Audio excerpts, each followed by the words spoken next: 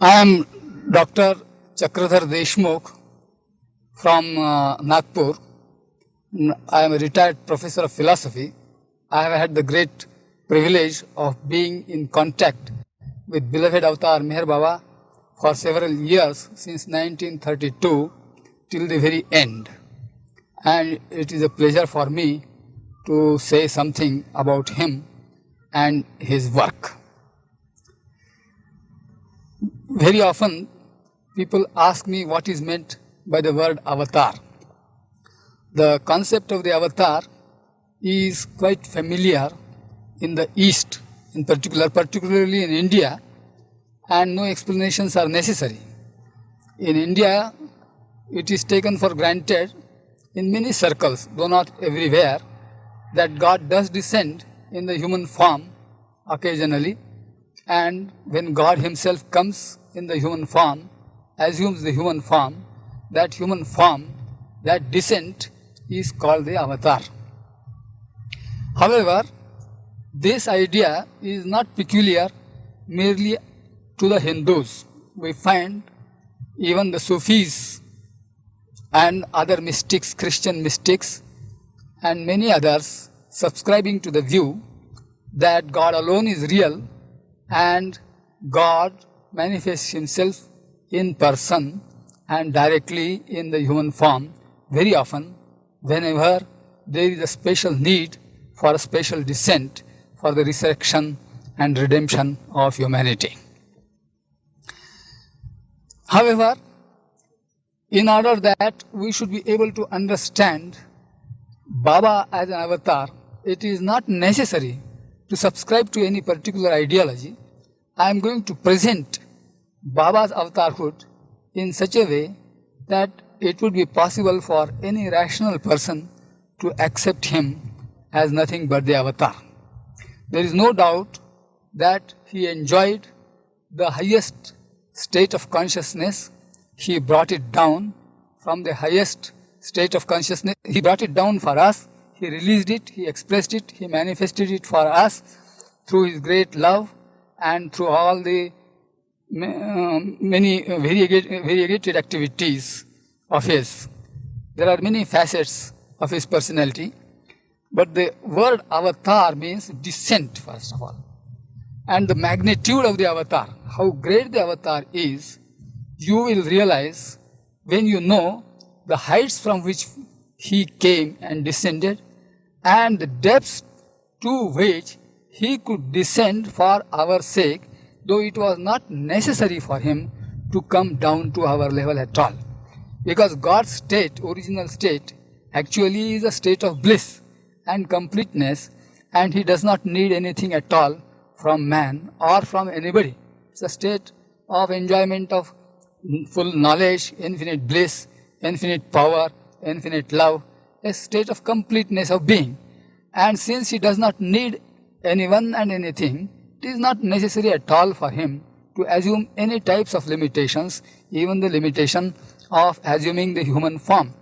However, he does assume limitations, comes to the lower planes of consciousness for our sake, and while assuming these limitations, taking on these limitations, he becomes the avatar. Avatar is the descent, and he has to come down to the level of the consciousness of those who are to receive his grace and who are to receive his help. A great teacher is one who can talk to the persons in their language.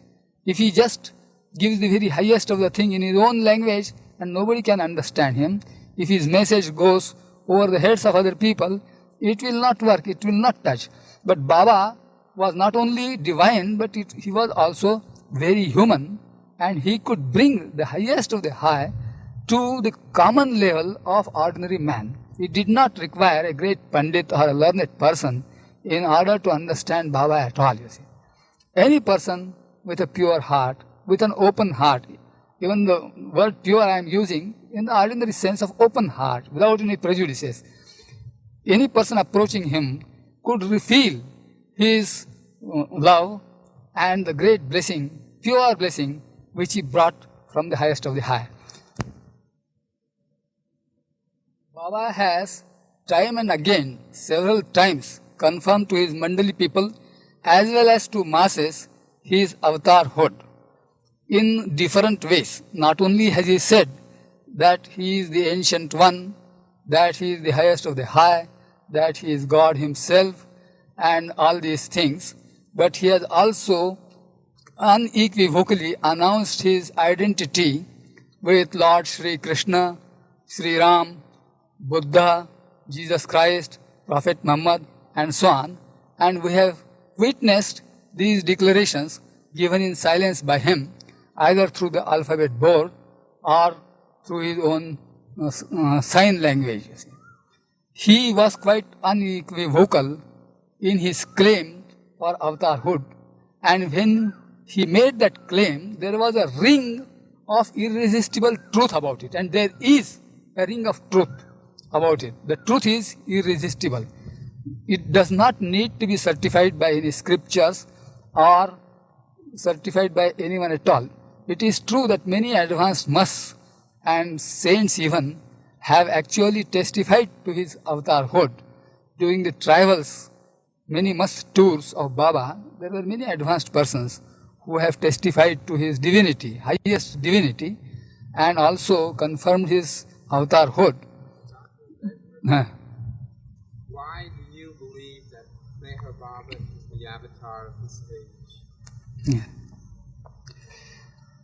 Because I know him to be perfect through my own experience in every way, and I know the amount of descent that he undertook upon himself. You see, avatar is a descent in a pure way. You see, I declare it on my own responsibility that he is the avatar. Now, you see, I am saying it from my own point of view, how he is the avatar, you see. Not on anybody else's authority, on my own authority I am saying that beloved Baba is an avatar without fear of any contradiction. I can announce it, I can say it, and say it to anybody, because though I have known him to be the highest of the high, he has actually stooped down to the level of lowest types of service of the very lowly and the lowest types of people. Actually, we have seen him serve humanity. That is an example for all of us. In a very selfless way, he had nothing to achieve thereby, not for recognition, sometimes incognito, in all its forms. The poorest of the poor, he has humbly served, you see. Yeah. Serve the very poor, like the lepers? Yes, of course I have seen. I have seen him serving the lepers, bowing down to them, washing their feet.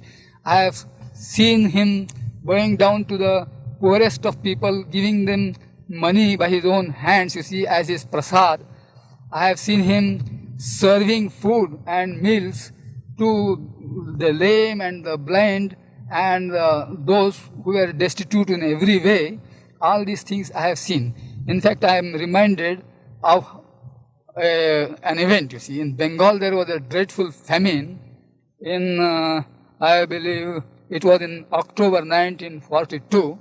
And there in October 1942, I had the pleasure of seeing him do some service. This was completely incognito because we were prohibited from telling everybody that he was there in person. He did not care for publicity and actually did not want it. But when people were starving and dying on the pavements, he actually made us distribute the chapatis to those people. They were actually starving and dying actually on the pavements of Calcutta. They did not have sufficient strength to go and avail themselves of the free food which was being supplied by some charitable institutions in some centers. And he did not also neglect the middle class people. It is supposed that the poorer people have got a greater claim upon God, but actually for God all classes are the same, all castes are the same. We must admit that Baba had a specially soft corner for the poor people, but all the same, for him all are one and he loved everybody. And the problem of the middle class people in those famine days was that they did not have the courage to go to the places where food was freely given, and some of them committed suicide.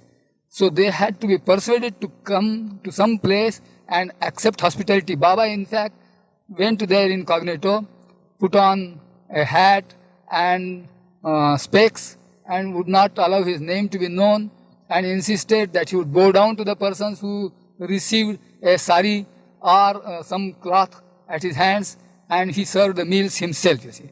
Baba was very stoutly and strongly built, you see. It was very difficult to keep pace with him in physical work. When he served the mass, he bathed the mass with great enthusiasm. We were just holding some soap for him, you see. But he used to handle so many buckets of water. He used to throw them on these mass, bathe them, wash them properly, feed them, also give them kafnis, cloths, etc. In fact, sometimes shave them, make them neat. And internal work which he did with the mass, of course, is absolutely incomprehensible.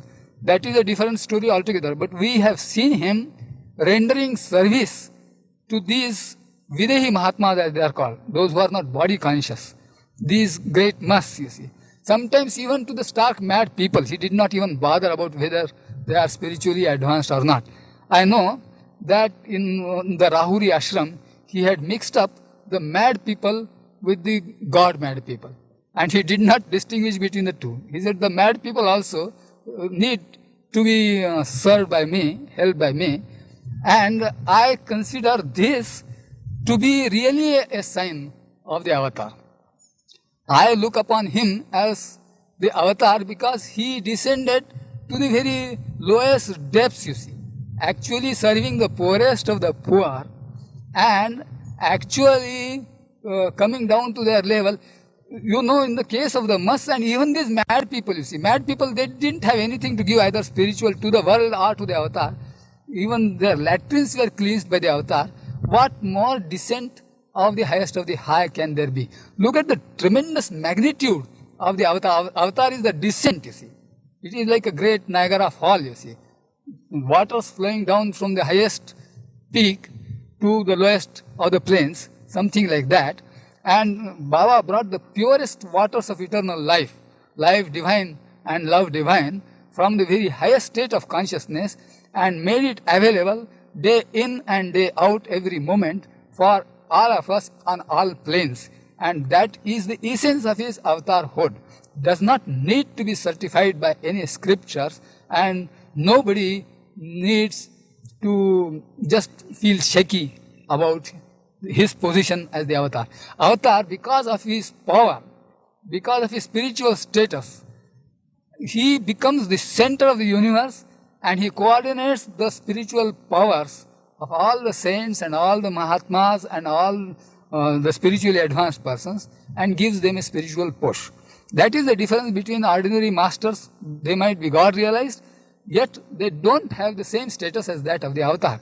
Avatar has a special function. He comes very rarely. He comes once in a way, once in 700 or 800 years.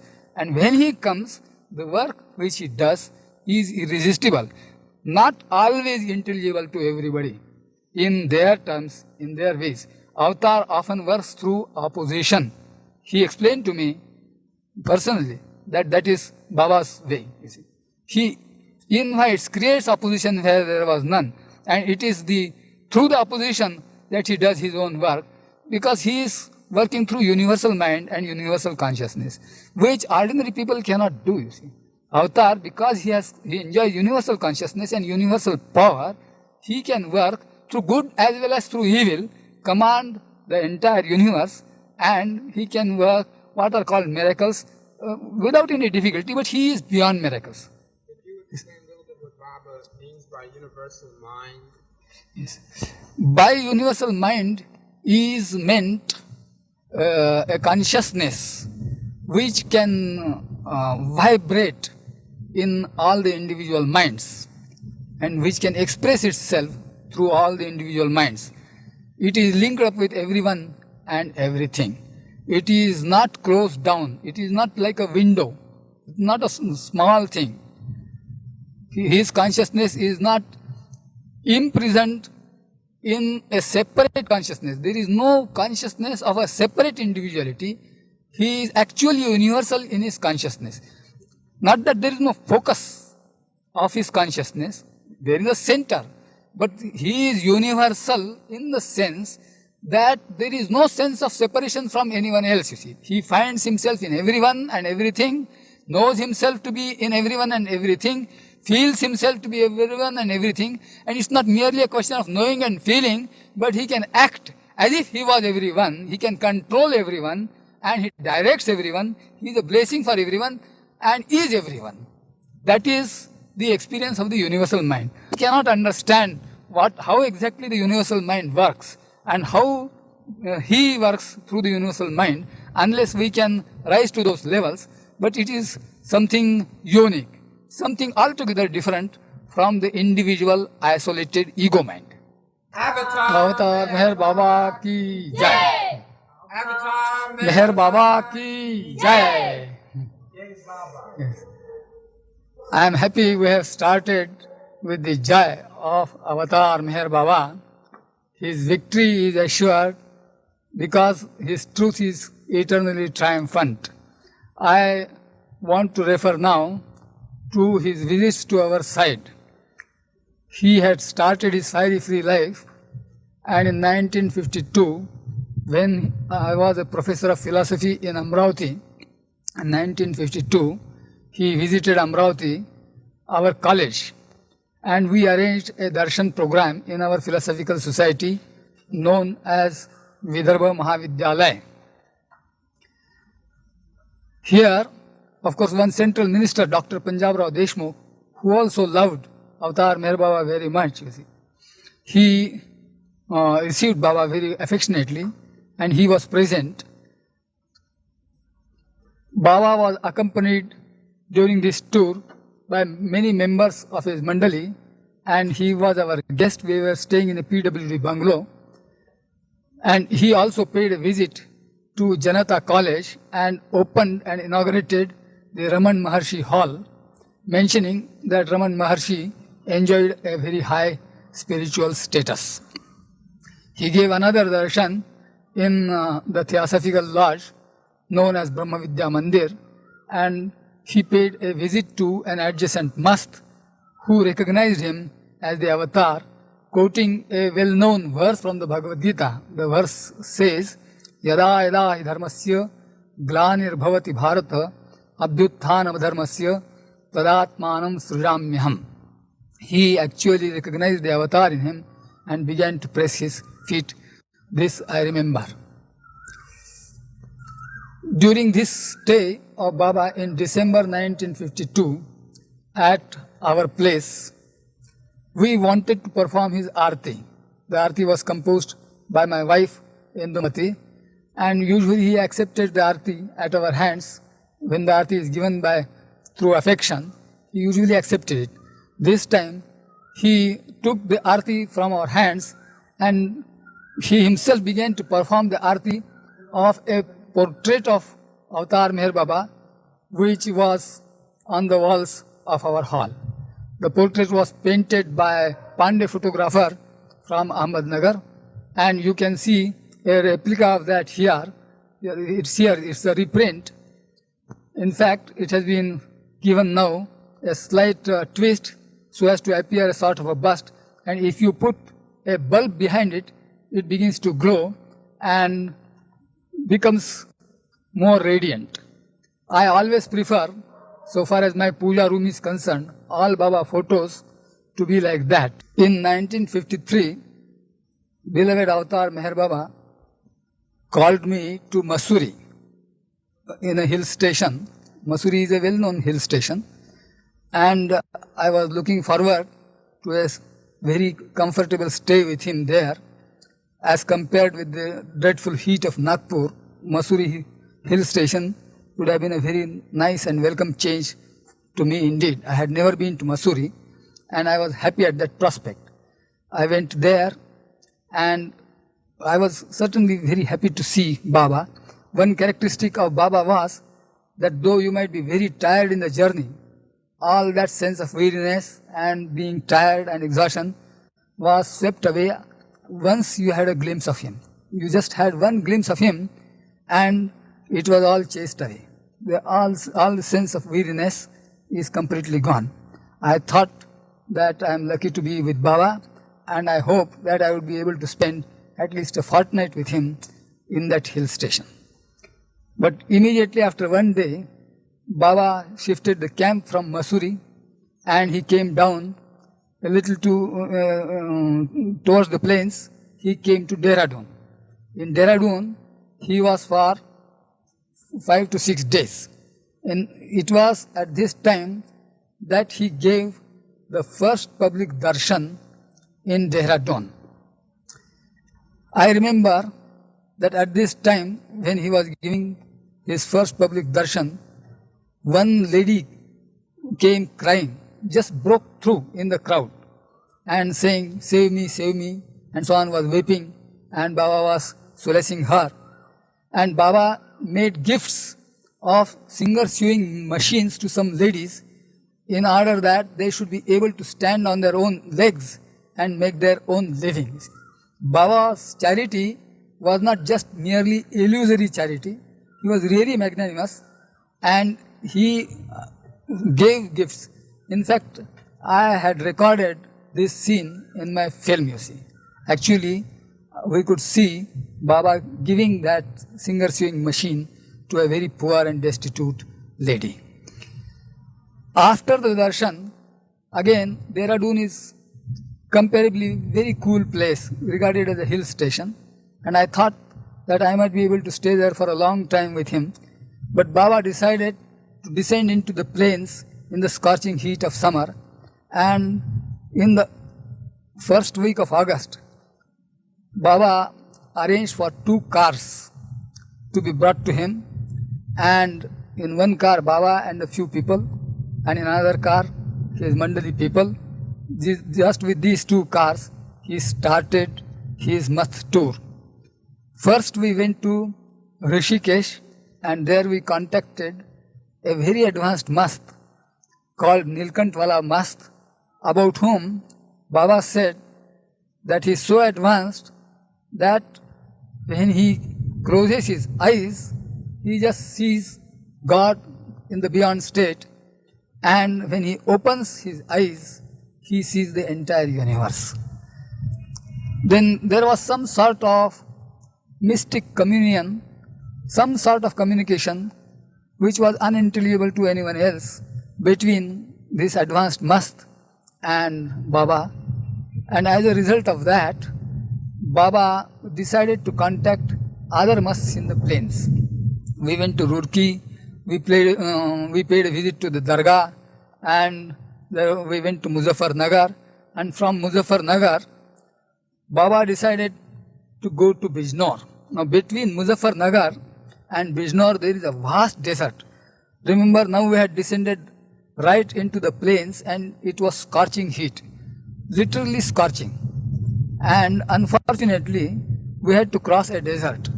While crossing the desert, our cars had to go along an artificial road which had been constructed by means of planks, and both the cars in the middle of the desert just slipped away from the road and got stuck in the scorching sands, with the result that for hours together it was impossible for us to get out of that rut, and we did not know what to do. There was no water to drink and nobody to help us to get the cars which had got stuck. Some villagers later on came and helped us to take out the cars, and with great difficulty we came again on the roads, artificial roads, and when we saw the waters of the Ganges, we felt very happy.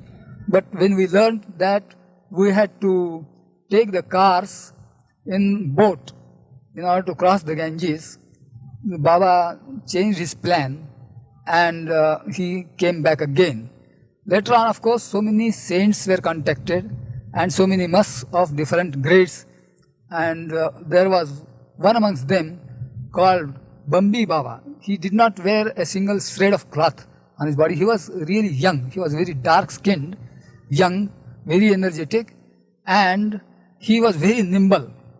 When he heard of Baba's having come in the vicinity of village, he came there, and Baba actually, I saw Baba touching his feet, you see.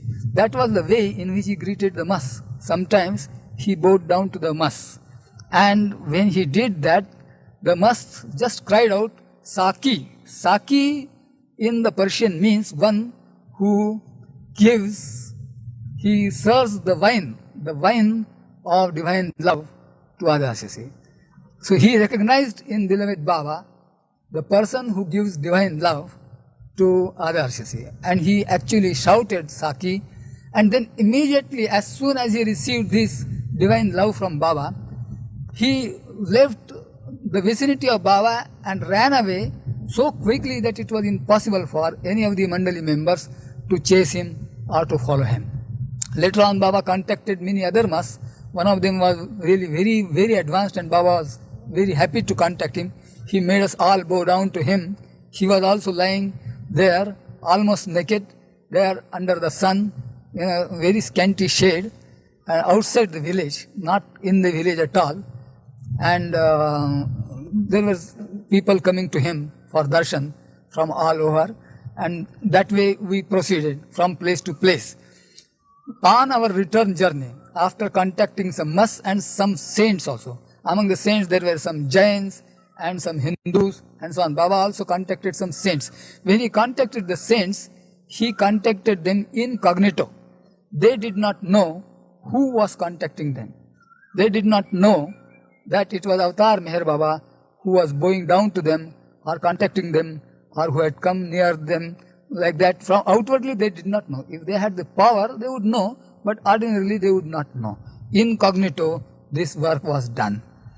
He contacted the saintly persons, he contacted some Muslim saints, some Hindu saints, some Jain saints, and several mas.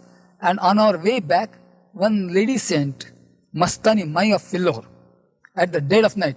And Baba gave us instructions to keep awake throughout the night. This is very important, you see. All of us, all the members of the Mandali in both the cars were under strict instructions that we should not have any nap. He used to help us to keep awake by serving some sorts of pills, you see. He had some medicine with him, which was administered to us time and again, and we had to keep awake. So, Mastani Mai was contacted again at dead of night, and she recognized Baba, and Baba was very happy to meet, and we were all very happy to meet. She offered some cigarettes, Indian types of cigarettes, to Mandali members as well as to Baba, and so many things transpired there, which made us feel that Mastani Mai knew the spiritual greatness of Baba as none else knew. Later on, we carried on, and we could not stop anywhere. Sometimes there were punctures which had to be mended and so on. But throughout the night, we kept awake, and at dawn, we were in Rishikesh back again, when at Kankhal in the gardens, another mast was contacted. He was copper colored. He was also practically naked, and I saw Baba just standing erect, but folding his hands to him, and he was happy. I liked this mast particularly because some of the other musts caught fright of my camera. I used to carry the movie camera with me, and I was lucky to get some snaps of Baba's must work, and I hope I will be able to get them together sometime. But this must I loved particularly because he encouraged me to take some snaps. Come, come, he said, all of you come as close to me as possible. Whereas there were some other types of musts who just discouraged me, and one of the musts, I was afraid of one of the musts. I thought that he might almost break my camera, you see. He did not care to be photographed at all, you see. But this must I liked very much, and he also told to Baba some stories in Hindi. One of the stories was of a mythological type. He referred to a Rishi, Indian Rishi of old age, Puranic age, who had offered his very bone in order that the powers of darkness be conquered. Dadichi was the name of his Rishi. In fact, at that time, I did not realize the full significance of the story. I noted, only registered that in my diary. But now I see the full implication, because soon after that, Baba was to invite the suffering of the entire humanity upon himself and offered himself for fractures in the second Satara motor accident. Actually, he did get his bones broken in that, and the story of Dadechi Rushi, to which they must refer, so to say, came to be true in his own life, in Baba's own life. Baba invited that sort of a thing in his own life because he wanted to invite suffering upon himself in order to expiate for the sins of humanity, to redeem it from the bondage which it had upon itself.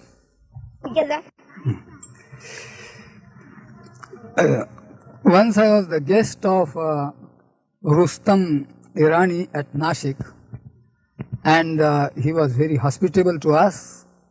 It was tea weather. I felt like having a lot of tea, and Baba was with us. I was, in fact, Baba's own guest there, and I was staying with my family there. So, since it was tea weather, I felt quite at home, and our host offered tea, and he said, "Would you like to have another cup?"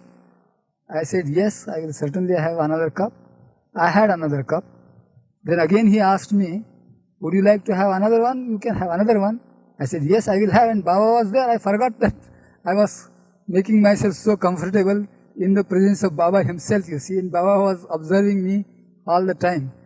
And immediately came an instruction from Baba to me, "From now on, you are not going to have more than 2 cups of tea any day at all," you see. In fact, I observed that instruction, that order from him very scrupulously. Even if there was a slight overflow, even some drops overflowed out of the cup of tea, I did not have that overflow. I never have more than 2 cups of tea. This I observed for 18 years. Then when Baba stepped back into old life at Mahabaleshwar, in Mahabaleshwar, of himself, he gave an opportunity to his lovers. He said, "If I have given any instruction to anybody from which they want any exemption, it is free from them to ask for an exemption." He just gave an opportunity. Not that I was very keen about getting an exemption, because I never missed my tea at all, you see. 2 cups of tea were quite enough for me for the day. And I had observed the order very scrupulously. But all the same, since the opportunity was thrown open by Baba to everybody, I just asked Baba, "Will it be all right for me to have more than 2 cups of tea now, you see, now that you are in a mood to relax your orders?" And he said, "Yes, you can have as many as you like, you see." Then he has allowed me eggs, any number of eggs, you see. He wants me to be a vegetarian, particularly when I am in India. He would like me to keep to vegetarian diet. But when I am outside India, that restriction is not there for me. Now, I remember that in 1954, he sent one kafni to me.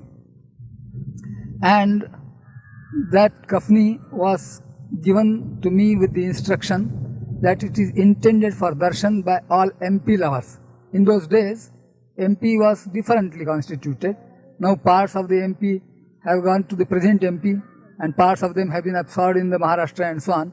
But the reference was to that old MP, Baba lovers in the MP for darshan. And it was my option to keep it in my personal charge or to give it to the center. I thought deeply over it, and I said, I am myself the center of Baba, because I have always believed ardently that every Baba lover is a center, and I never doubted that I loved Baba. So, treating myself as the center of Baba, I have kept the charge of that kafni with myself, you see. Though there is, of course, an organization, Meher Baba Center, the charge is with me personally. The kafni is in my charge. Then sandals of Baba, which he used at my request, have been kept by me. And there are so many other things associated with Baba. Baba's bust, bronze bust, which he unveiled at the time of the inauguration of Pune Hall Center, is also with me. He touched it, himself, you see, and he unveiled it himself, you see. There are so many things associated with Baba. He played with marbles with my son. They have been kept by me. And generally instruction for me, which he gave to me in 1949, when he was to enter the bus body seclusion, was that I should try to spread Baba teaching in the way in which the Hindus would be able to understand it properly, see, in the Hindu way. When Baba entered the bus body seclusion, it is known as the Great Seclusion in 1949, you see, he made people repeat prayers according to their own different religions. In fact, he asked me to perform kirtan. And when he asked me to perform kirtan, I performed a kirtan in which the chief story was that of Shankaracharya. In fact, Baba once, in a, I don't know whether he meant it, but he said, "You are yourself Shankaracharya." And he certainly appreciated the story of Shankaracharya, which I narrated in my kirtan, and he loved it very much. But his instruction to me was that the teaching of Baba, which I give, should be such that all Hindus would immediately understand it and grasp it and assimilate it without any resistance. At the time of declaration, I did not understand its meaning, and I was so much taken aback that I began to weep. I thought that Baba was going to drop the body very soon. He was going to leave us, and the thought was unbearable for me. Actually, I was weeping. But Baba said, "Don't weep, I will be sitting on your chest all the same, you see. Even if I drop the body, I will be sitting on your chest all the same," in a sense of humor. But that is an assurance from him that he will never desert me in any case whatsoever. His assurance, his personal instruction for me is that I should never waver in the thought as to whether Baba is with me or not. I will sit on your chest. These are his words. In the sense of humor, he has said that. That means he will be always by my side, and he has given me that personal assurance and an unconditional assurance, and he has kept it. I am very happy about it. He is always with me. Avatar Meher Baba has always discouraged rituals and ceremonies. He has never taken any antagonistic attitude regarding them. He has not opposed them. He certainly does not spurn at them. He can tolerate them. He certainly understands them. He has appreciated the role which they have played at a certain stage. We want to understand the place recognized by Baba for rituals and ceremonies in life. Beloved Avatar Meher Baba has not given much importance to rituals or ceremonies. In fact, he has often decried them. He has not taken up a very antagonistic attitude towards them. He has not downright condemned them. Sometimes he has tolerated them. He knows and he has said that they have played a useful purpose. They do play a useful purpose in the life of the masses and in the life of individuals at a certain stage. But for those who want to develop spiritually and attain freedom and truth and God, higher values, it is necessary that they should free themselves from the tyranny of the rigidity of rituals and ceremonies of all religions.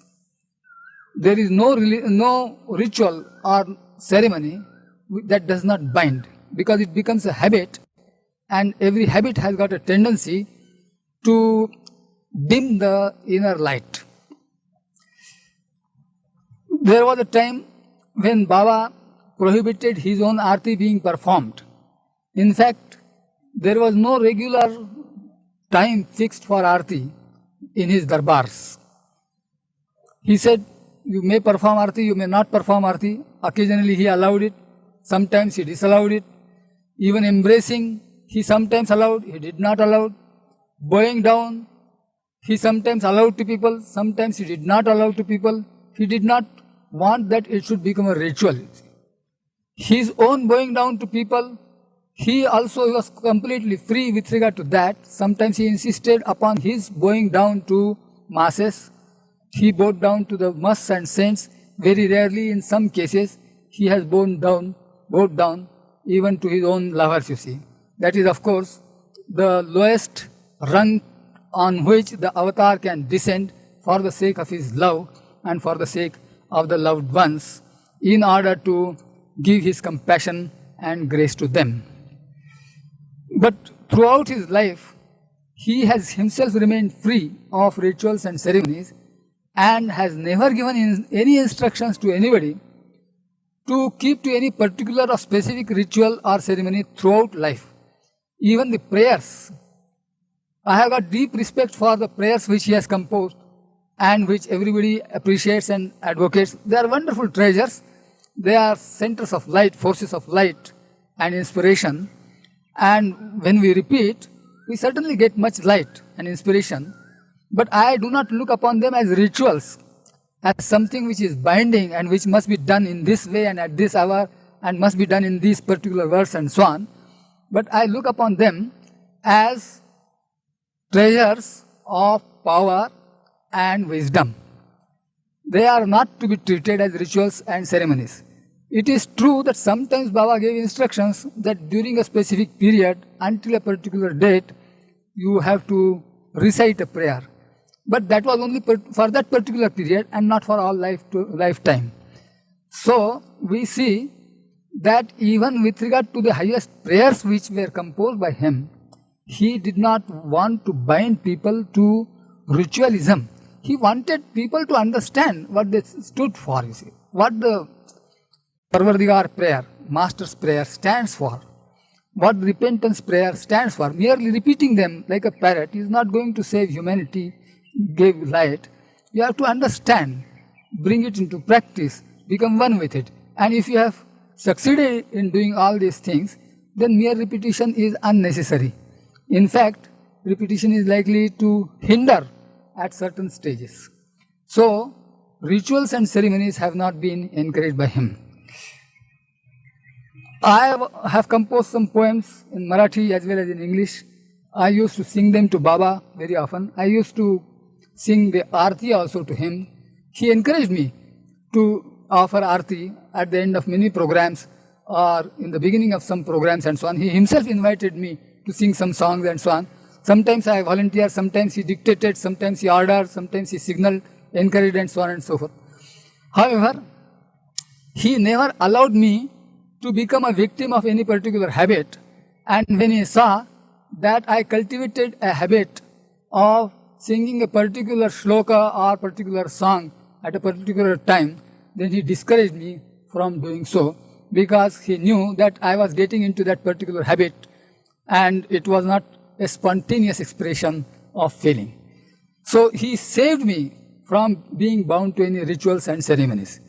Once I was asked, why is it that I apply a tilak to my forehead here, between the eyebrows? I do not apply it by way of a ritual, and this matter was discussed in the presence of beloved Avatar Meher Baba himself.